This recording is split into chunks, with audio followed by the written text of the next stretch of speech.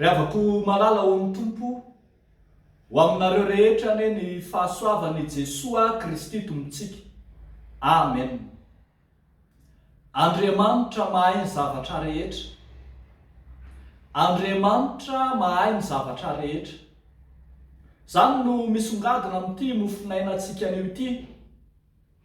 Ato amin'ny Genesisy 20 ny andininy voalohany hatramin'ny andininy 5:20.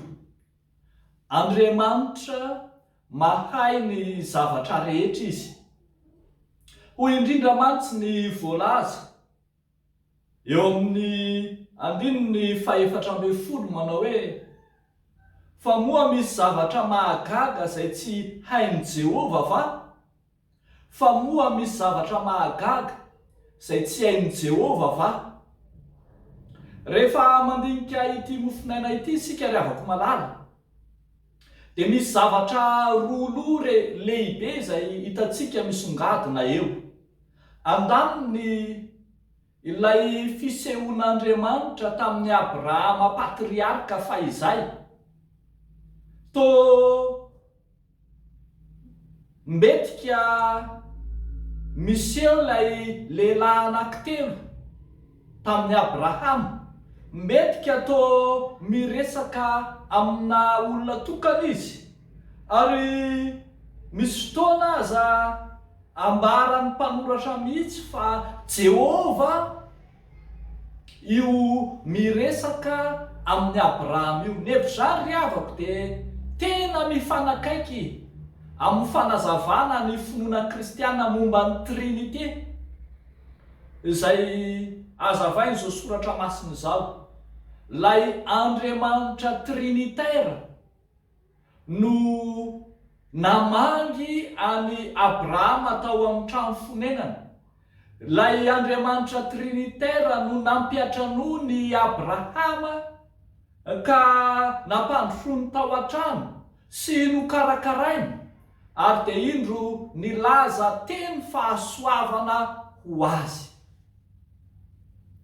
Izay raha teo ny lesona faharoa lehibe hitantsika eto, ilay filazam-pahasoavana nataon'ilay Andriamanitra Trinitaire, dia filazana tsy mitondra fifaliana ho an'i Abrahama fotsiny, fa maneho ny maha izy azy an'ilay Andriamanitra tanteraka mihitsy.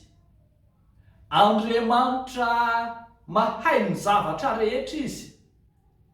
Indro efa samy antitra na i Abrahama na i saravadiny, nefa ambarany fa raha herina ny taona tahaka izao dia ahazo zazalahy izy.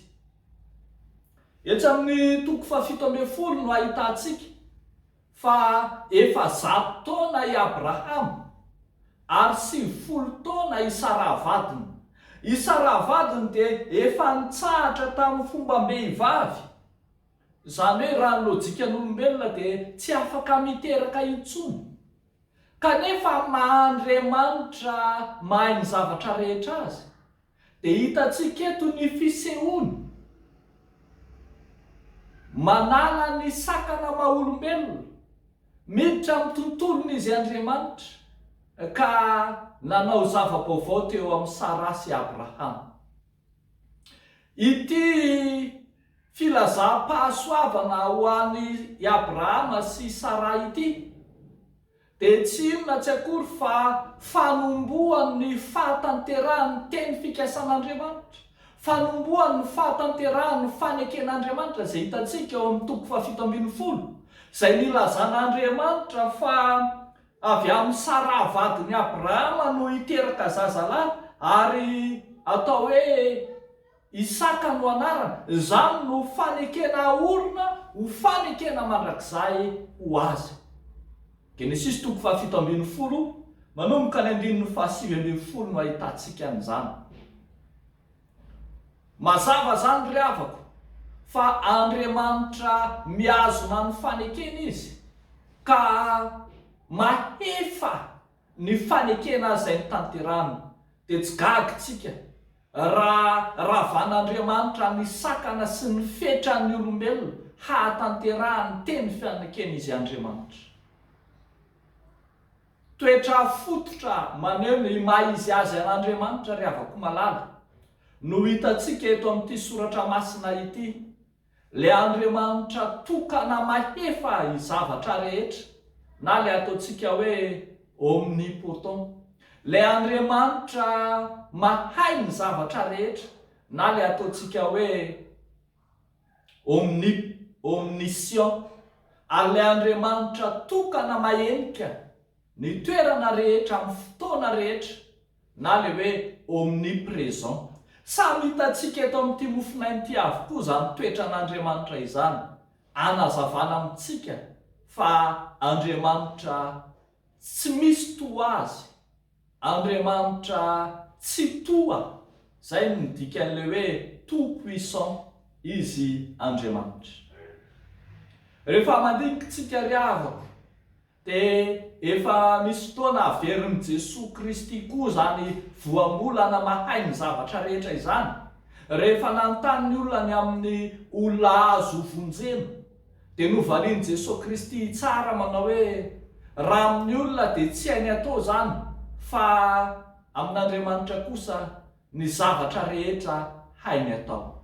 Ho anao ary havako, eo anatrehan'ny zavatra zay manahirana anao, eo anoloan'ny fetra maha-olombelona tsy ahafahanao manoatra, tsy ahafahanao mandingana ny sakana, eo amin'izay heverinao fa misy ny fahalemenao sy ny tsy fanananao hery anatanterahana azy.